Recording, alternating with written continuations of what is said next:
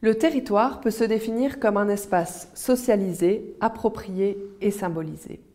Il peut être le territoire de l'intimité ou le territoire d'un groupe plus important qui reconnaît collectivement son appartenance à cet espace particulier. La notion de territoire est en fait polysémique. Elle est entendue ici dans ses dimensions sociales et spatiales en tant que production sociale de l'espace. Selon la définition de Alfander et Bergès en 2004, le territoire recouvre les diverses formes de rapport à l'espace que les individus et les groupes sociaux ne cessent de produire et de transformer dans le cadre de leurs relations sociales. L'ethnologie, la sociologie, la géographie ont montré que toute collectivité humaine organise en fait et modèle son espace dans lequel elle vit au travers de pratiques matérielles et symboliques. Pour illustrer cette notion de territoire telle que nous l'entendons dans ce cours, je vais vous présenter une étude de cas réalisée par l'anthropologue Claude Lévi-Strauss au Brésil dans les années 30 au moment de la colonisation et qu'il reprend dans son célèbre ouvrage Triste tropique publié en 1955. Claude Lévi-Strauss travaille alors auprès des Bororo, peuple amérindien présent dans l'état du Mato Grosso au Brésil. En arrivant sur son terrain d'étude, il souhaite, comme tout ethnologue, réaliser une enquête sur ce peuple en comprenant son système de parenté, son économie, son système symbolique et politique. Il connaît alors des difficultés de compréhension des coutumes des villageois Bororo et décide alors de dessiner le plan du village. Il le décrit de la façon suivante, et cette description est ici basée sur un article de François Choé intitulé « Sémiologie et urbanisme » issu de son ouvrage « Le sens de la ville » publié en 1972. Deux axes imaginaires, nord-sud et est-ouest, partagent l'aire centrale en deux fois deux moitiés qui reçoivent chacune un nom. Au nord-ouest, les Tcheras. Au sud-est, les Tougarés. Le village, qui compte environ 140 habitants, est constitué de huttes groupées par trois et disposées concentriquement autour d'un espace dont le centre est occupé par une hutte plus grande, dite Maison des Hommes, qui accueille les hommes célibataires. Elle est construite sur un axe nord-sud.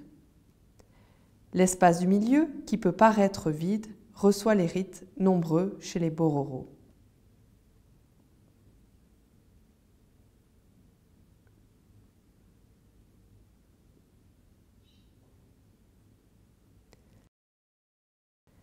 Il y a 8 clans différents.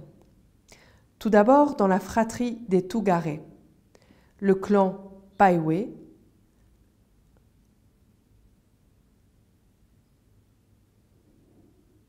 le clan Aroré,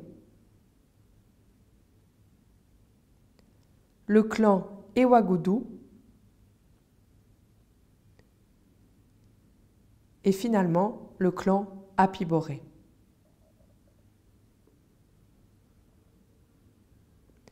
Dans la fratrie des Tcheras, le clan Badedjeba,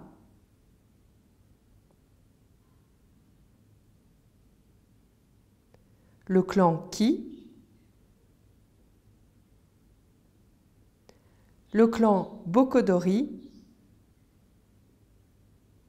et le clan Bakoro.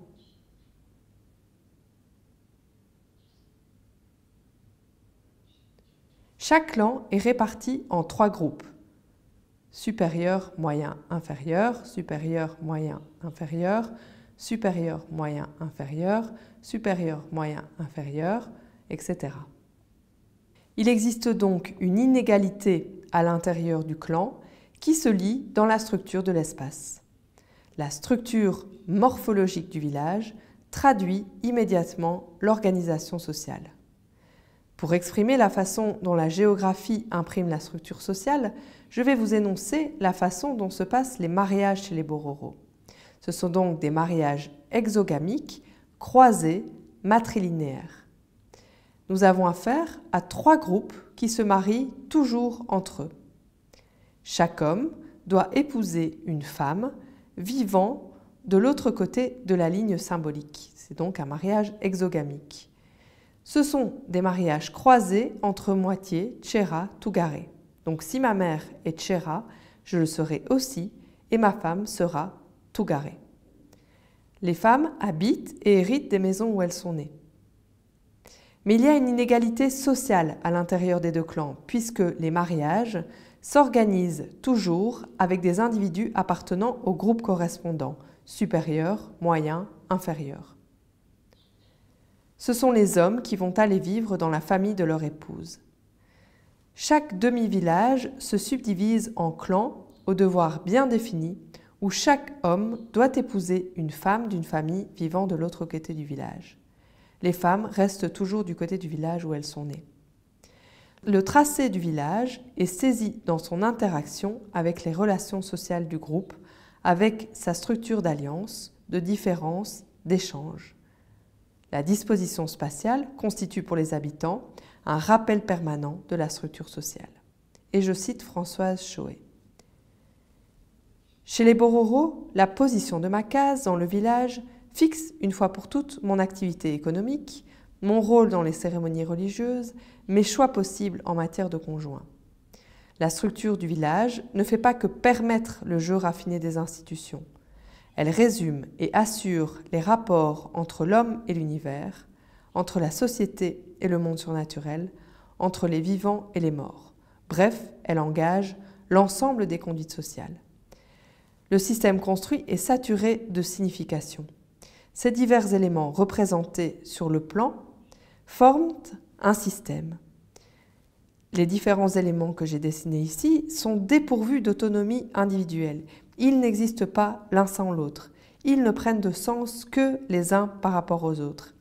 Et leurs relations sont définies à leur tour par des règles qui renvoient à l'ordre cosmologique et aux rituels religieux, aux structures du commandement et à l'organisation du travail, au système de parenté et aux règles du mariage. Volume plein et vide sont engagés dans une combinatoire fascinante pour nous, dans le sens où tout est enracinant. Le village Bororo est démoli et reconstruit tous les 3 ans, lorsque le sol s'est appauvri pour la culture. Et malgré que les constructions soient réalisées en matériaux légers, elle reproduit à l'infini l'espace géographique et sert de base au système social. Lors de la colonisation de ces peuples, les configurations spatiales ont été immédiatement transformées par les colons. Les indigènes ont alors rapidement perdu le sens de leur système social.